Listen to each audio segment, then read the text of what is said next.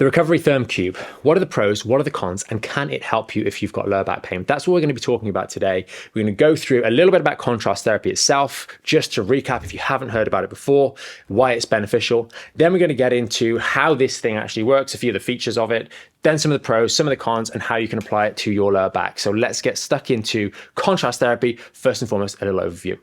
Contrast therapy itself is something that is used in the sporting arena, it's used in the injury arena, it's used in clinics, it's recommended by us to patients, particularly those that have more degenerative conditions or where there's a degree of stenosis in the lower back. And just for reference, that's where some of the holes where the little nerves come out, commonly which go on to form the sciatic nerve, can get a little bit smaller. This could be there's a disc bulge, it could be there's degenerative disc disease, it could be there's spondylolisthesis, or any number of different issues that affect the size of that hole. But what that essentially means is you as an individual with a degree of stenosis or some damage in that lower back, an injury in that lower back, you're more likely to suffer excess inflammation building up and filling up that hole faster because the hole is simply smaller. So having something like contrast therapy to get in there, alternating hot and cold, to quickly stimulate the area in an efficient, targeted manner in a way that painkillers just don't do, they affect your whole body, we can really intervene, reduce that inflammation or that excess inflammation in the region and really have a positive effect. Now, contrast therapy is used a lot elsewhere. It's used in the knee, ankle, etc., in the sports field, peripheral injuries, if you will, limb injuries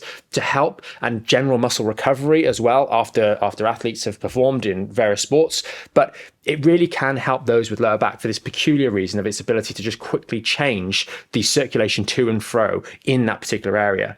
And one of the big drawbacks with contrast therapy itself, if we ignore the RecoveryTherm Cube for the time being, is that often we'd recommend it to those sorts of patients that I just mentioned with those sorts of injuries or issues in the lower back when they're having a flare-up. And the simple reality of it is you're normally using an ice pack and you're using a hot pack, and you're putting the hot pack in the microwave, you're putting the ice pack in the freezer, and you're kind of alternating two. You get wet, you get hot, you're going back and forwards, and you can't really do much else. It's a little bit inconvenient. And aside from in the throes of those particularly severe flare-ups, the motivation to do it and to benefit from it isn't quite there. And that's why quite often, or not quite often, we always recommend just using the ice, because it's easier to just go to the freezer, pop the ice on the lower back, get it done, pop it back, and you're done. You go back to the freezer later on to do it again, but it's very simple. The thing is that contrast therapy can be a little bit more effective. It's a little bit more helpful. It's a little bit more focused, targeted, and a bit intensive, especially when a lot of people with lower back pain, yes, they've got an injury down there, but they are struggling with the side effects of that, which is excess inflammation building up around that injury when they have a flare that creates a problem. So using something that's a little bit more profound, like contrast therapy, can help. But the inconvenience of doing so often means that it just doesn't get done. So this is where we're looking at using things like technology, in this case, this cube, to actually make things easier. And if we make things easier, then it increases adherence. If it increases adherence, you get the benefits, and ultimately you get a quicker recovery and you get less time in pain. So that's really why we're looking at this sort of device in the first place. So a little bit about the cube itself. So as you can see, it's very, very simple. We've got a big fan on the front here. We've got some fans on the side. Very important we don't block those, because that's where some of the energy comes out of the device. So it does get warm when it's cooling and when it's heating. So that's something to bear in mind. The second thing, you've got this big blue bit here. This is where the magic happens, so to speak. This thing gets hot, gets cold. It changes temperature very quickly, which is really quite cool. It doesn't take, quite cool, that's funny. It's quite interesting how quickly it does change temperature, which is really good, because you get literally it's around about 8 degrees Celsius cold, and then it'll bump straight up to 42 degrees very, very quickly in a matter of seconds. It really is quite good. So that's the target treatment area. And I'll get to that a little bit later when we talk about the cons and the pros as well, because that is quite important. The other thing about this is it is super simple. So you've got the USB-C charging port. I hope you guys can see that there. So nice and easy. You just plug that into your plug adapter. Nowadays, super simple. We don't have 101 different plugs to use. You just have a little cable, plug it into USB, and job done. And then we've got 2 controls. It's literally that. You've got a hot one on this side. You've got a cold one on this side. You can hold both of them together to do the contrast therapy, or individuals, as the case may be, and that's literally it. You can long press, hold them to turn it on and turn it off again. So just as a simple demonstration, boom, fan's running. You can see a little blue light indicating the cold. You can adjust how cold it is by pressing those. And then if we go into the hot temperature, we press the hot, turn on with the hot, there we go. So hot, and 1, let me just try and get that to you. 1, 2, 3, that adjusts the heat. And then if we want to do both, obviously, as I've mentioned, hold both down. I'll just turn that off. Hold both of them down, and that does the job. It's super, super simple. There's no extra stuff that you need to worry about. It's 2 buttons, 3 different options, and that's it. I will say if you're running the device on the contrast therapy for a while, you will need to charge it relatively frequently, but that's not really a big deal. You just take it off when you're finished using it, plug it in, and it'll be ready for you next time you want to use it. I'd probably say you get 2 or 3 cycles through using that on sort of full power, so to speak, and the contrast therapy cycle, which is going to last 20 minutes, and that's how long it lasts. So all round, it's a pretty good device and very, very simple to use. You've also got these little straps here. This one, which we'll talk a little bit later on, this is the lumbar belt, so you just strap it around your waist, and this one is for the limbs, so it's a little bit shorter. Sorry about that noise. A little bit shorter, this one, and that one can go around the arm. We've been using that one around the knees as well, just to test it out, so that can work quite nicely as well. And I do believe you can actually combine them together if you do need a little bit of extra room. Say you're doing this around the rib cage where you've got a little bit more size, we could potentially strap both straps together and extend them a little bit more too. So you always want to get the negatives out of the way first. I think the first and most obvious part is this is a square. So if we're looking at something like the elbow, for example, from jiu-jitsu, I've got a little bit of soreness just in here. It doesn't really fit on very well. It's a little bit annoying. So for large round areas or knobbly areas, bony areas, it can be a little bit more difficult. But the simple answer is just have your arm completely straight, lock it on, and it will work relatively well. I would say the elbow is probably the least good applicator for this. The knee, it's a little bit easier. We tend to have injured the medial collateral ligaments on the inside of your knee, the lateral collateral, or the medial or lateral meniscus, or maybe we've got some retropatellar arthritis. So generally speaking, the areas which we have injuries generally are relatively small. And that moves me to the second criticism is this is a relatively small area. So some of the uses of contrast therapy will also be for muscular recovery. So it might be the muscles benefiting from that exchange in heat and cold.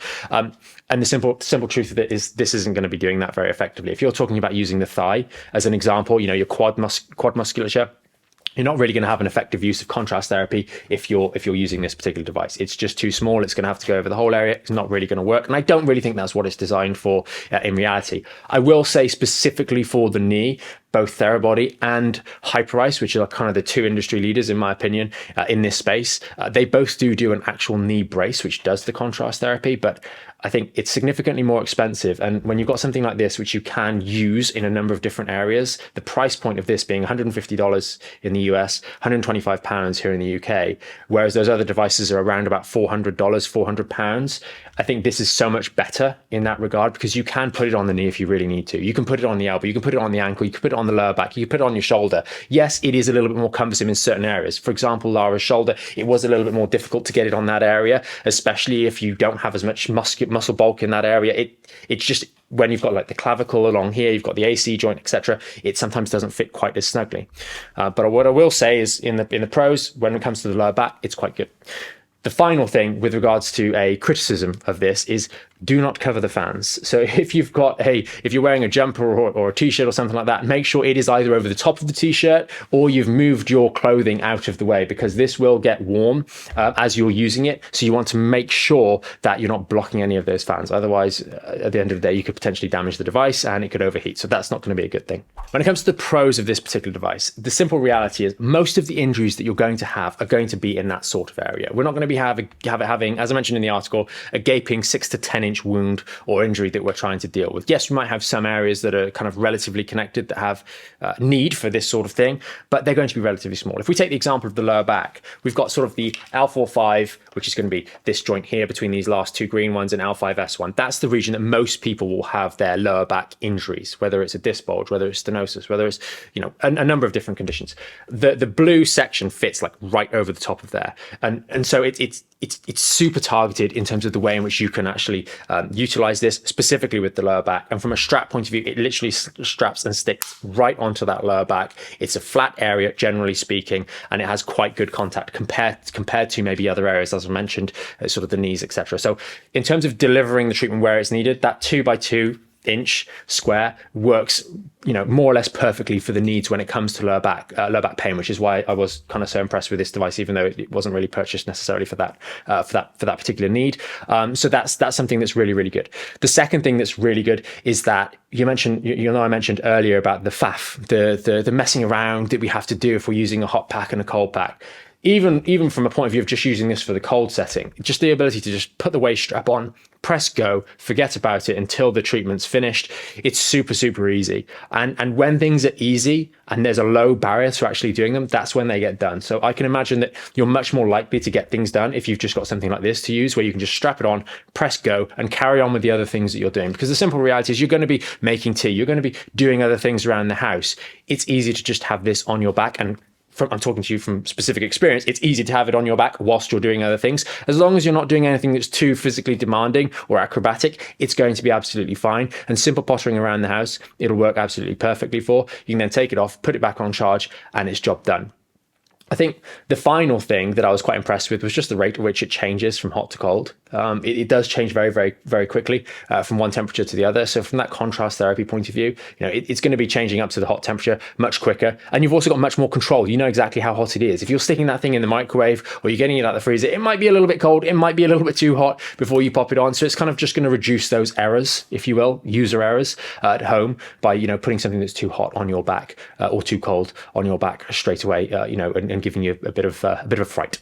So I thought I'd just literally demo how you're going to use it when we're using it for our lower back. So just for those of you that have one of these or are interested in one of these, simply get the loop. So I've got the long strap here, loop it around through here, and just fold it back on itself so you've got it folded. And then you're going to essentially take the other end and do exactly the same thing whilst you're wearing it. So I'll just stand up for the purposes of demonstration so you guys literally know exactly how to use it. So you can pop it around the waist like so. Clip that in, nice and tight, spin it round to the back, and then just slide it down so it's in position. Now, I mentioned this on the full step-by-step video that we did, the full step-by-step video on positioning, etc. And that's quite important. We want it positioned, and I'll stand back up again in a second to show you, we want it positioned right over this point in the lower back. So we find these two bony points at the base of the spine, and we come in and we come up about an inch. That means we're going to be hitting the L4-5, L5-S1 region of the lumbar spine, which is where the root, even if you've got sciatica, that's the root at where these things are coming from. So just bear that in mind. And what we've got is on me, we've got two bony dimples there, and it's right in the middle there. Perhaps I could have worn a different colored shirt for today's demonstration, but hopefully that shows you exactly where it needs to be. So to round it all off, recommendations. If you're someone, you've got an extra £125, you want to, or $150 if you're in the US, and you want to get one of these, then I would 100% say it's a worthwhile investment. It's something that you'll have for a long period of time. It's built well. These guys, the Therabody and High Price, they make good gear, and the quality of this is good. It's going to last for you. It's going to be easier for you to do the therapies that you need to do on your lower back, or if you've got other injuries, things happen. If we've got a family, other people might hurt themselves at some point. Silly things happen, ankle sprain, etc. Having something like this to use as a quick, immediate use of therapy, rather than just going, I'll just leave it to recover on its own. It can really, really make a difference. It reduces your need and likelihood for using things like anti-inflammatories, and ultimately they come with a laundry list of side effects. And if you've got a mechanism which has no side effects that you've invested in once, you can use over and over again, I think it really is well worth it. I do think it's better than the more expensive knee variation specifically, if we're thinking even if you do have knee pain, because it's just a little bit more portable. You can use it in different areas. It's easier to apply to other areas that you might have injured. So definitely one worth considering. Ultimately, there are a lot of different devices out there. There's gimmicks, there's all sorts of things. We hear about them a lot from you guys. If you come across any online that you want our opinion on, you want us to do a review on, we bought this ourselves, okay? That's the important thing. We'll always go out and try and get hold of them ourselves. We'll review them. We'll let you know. Is it good? Is it bad? Is it something that's maybe worth considering? Or is it actually, and I would put this up there alongside sort of some of the massage guns, it's really something worth investing in because it's going to be used by you for the long term. So I definitely suggest you're more than welcome at any point to share any of those in the comments of this video or any others, and we'll definitely look into those particular devices because there are a lot out there and some of them are particularly bad. What's worse is when you have a good device, as we've seen before. It's a great device. The problem is the advice and the guidance is not there. So hopefully this video is giving you a bit of instruction on how to place that in the right place, specifically if you've got lower back pain. And finally, if you are considering getting the RecoveryTherm Cube, check out the link in the description. They do help support the channel and help us continue to do these sorts of videos, review these sorts of devices, and continue to make more and more videos to help you. And you will only ever find us linking to devices that we fully endorse after using them ourselves. So that's a very important thing. We'll always have used them, and we'll always have a video to help you make sure that if you are using something that we've said, actually, this can really help you, you know exactly how you can use it. And obviously, if there's any doubt, any ambiguity, you can always use that comment section as well to get a little bit more guidance on whatever device it may be. Thanks for watching today's video. If you did find it helpful and want to learn a little bit more about contrast therapy, there'll be a video link somewhere around me right now, or maybe in the description, where you can learn a little bit more about one of the other videos that we've done, a full deep dive and a step-by-step instruction on how to go about using contrast therapy. We've also got links as well to the podcast episode, where you can check out the latest episode of the Back in Shape podcast, and many more videos to help you get your back in shape and keep it that way.